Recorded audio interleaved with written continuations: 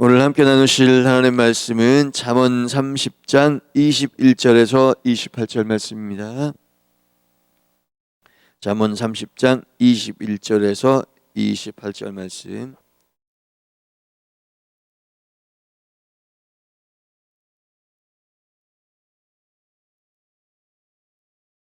함께 봉독하겠습니다.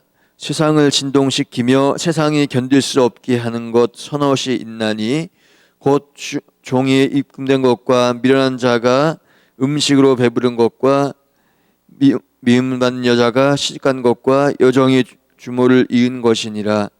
땅이 작고도 가장 지혜로운 것 넷이 있나니 곧 힘이 없는 종류로되 먹을 것을 여름에 준비하는 개미와 악한 종류로되 집을 바위 사이에 짓는 사반과 임금이 없으되 다 때를 지어 나아가는 메뚜기와 손에 잡힐 만하여도 왕궁에 있는 도마뱀이니라. 아멘. 목사님 나오셔서 말씀 선포하실 때 큰 은혜의 시간 되시기 바라겠습니다. 하나님께 영광 올려드리겠습니다. 할렐루야. 또 영상 예배하는 모든 분들 격려해 주시겠습니다. 힘을 내세요. 또 우리 은혜 받읍시다. 승리했습니다. 할렐루야. 사랑합니다. 오늘은 두 가지를 우리에게 하나님께서 일깨워 주시는데요.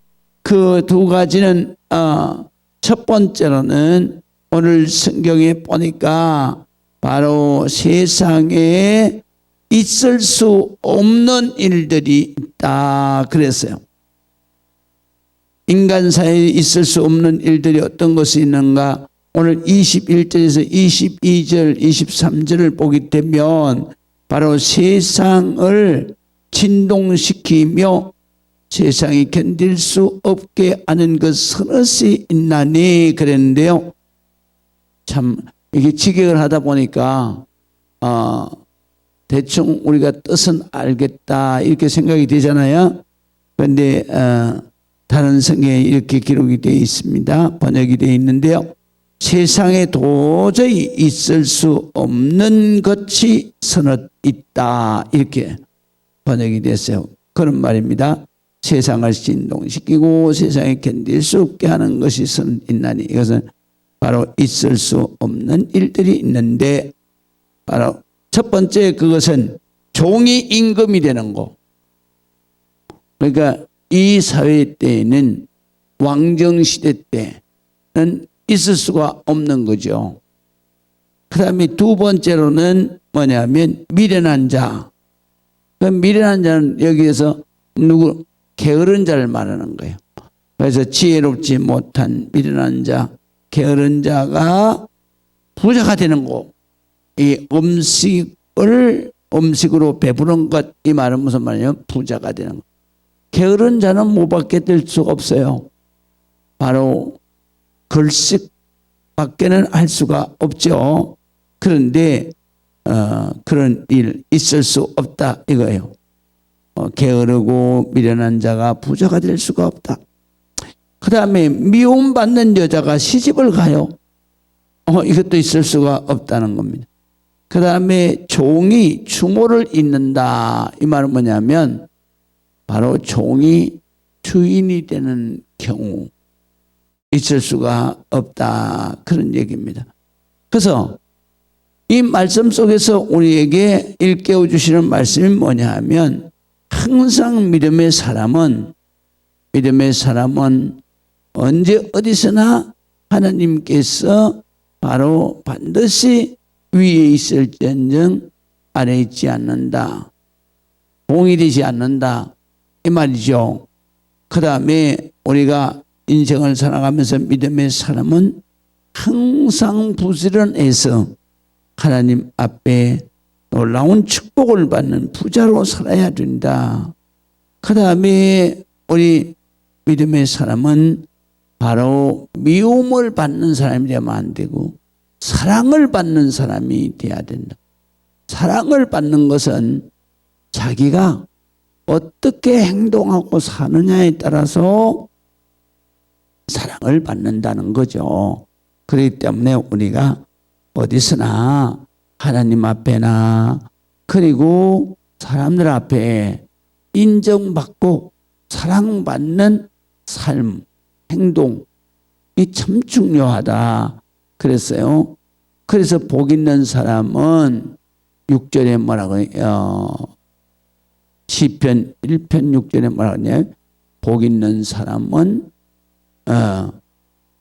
하나님께서 인정하신다 그랬어요. 그러나 악한 사람은 바로 망하리로다. 그래서 6절에 뭐라고 그러냐면 의인은 하나님께서 인정하시나 악한 사람, 악인은 망하리로다 그랬어요. 그러니까 우리가 이 땅 위에서 살아가면서 미움받는 것이 아니라 하나님 앞이나 사람 앞에나 인정받고 사랑받아야 된다 그런 말씀이고요. 그 다음에 여종이 추모를 있을 수 없으니까 우리가 항상 부지런히 하나님을 믿고 기도함으로 바로 하나님 앞에 복을 받아서 하나님의 축복자로 살아야 된다라는 것입니다. 그 다음에 24절에서부터 시작을 해서 바로 28절인데요. 오늘 성경에 보면 땅에 작고도 가장 지혜로운 것 넷이 있나니 그랬는데요. 무슨 뜻이냐면요. 미물이라는 뜻입니다. 그래서 작고도 힘없는 그런 미물이 지혜롭게 살아가는 것이 있는데 우리 믿는 사람들이 꼭 그 지혜를 배워야 된다 그런 뜻인데요. 첫 번째는 무슨 말씀이냐면 바로 힘없는 종류로되 먹을 것을 여름에 준비하는 개미. 그래서 잠언서에는 부지런한 개미, 정말로 지혜로운 개미, 다른 조직적인 개미를 통해서 잠언서에는 여러 곳에서 바로 배우라고 그랬어요. 너희는 가서 개미에게 배워라. 첫 번째 개미에게 배우는 건 뭐냐? 바로 질서를 유지하는 걸 배워야 된다. 그 다음에 두 번째는 힘이 없고 작은 미물이지만 그러나 그들이 부지런한 것을 배워야 된다. 그래서 여름에 열심히 준비해가지고 그래가지고 겨울을 나는 그러한 개미를 잘 보고 배워야 된다. 그 다음에 약한 종류로 돼 집을 바위 사이에 짓는 사반과 그랬어요. 이 사반은 사실은 정확하게 지금 이런 동물이다. 아마 멸종됐거나 그런 것 같아요. 그런데 이게 사반이 그 히브리 말로는 뭐냐면 그러니까 샤판이라고 하는데요. 무슨 뜻이냐 하면 감추다. 그러니까 바위틈이나 돌틈에 숨어 산다는 얘기죠. 그 다음에 네 발 달린 짐승이다. 그래서 바위나 이런 돌틈에서 살면서 자기의 몸을 감추고 사는 그러한 네 발 달린 짐승인데요. 그 중에서 예로 들어서 바로 너구리나 토끼라고 그렇게 번역을 해 놓았습니다.